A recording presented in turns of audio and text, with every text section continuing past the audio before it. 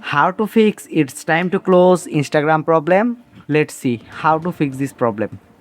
For solving this problem, first of all, long press on Instagram app, tap and hold, then tap on I button or app info,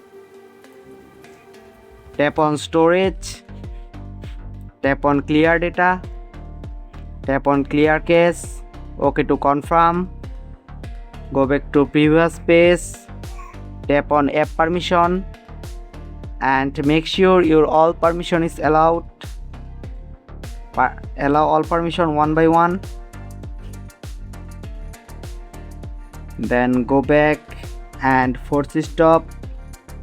OK, go back and go to Play Store and search here Instagram app. Update your Instagram app if it's available for updates. Then go back to home screen. Now restart your phone, press and hold your power button.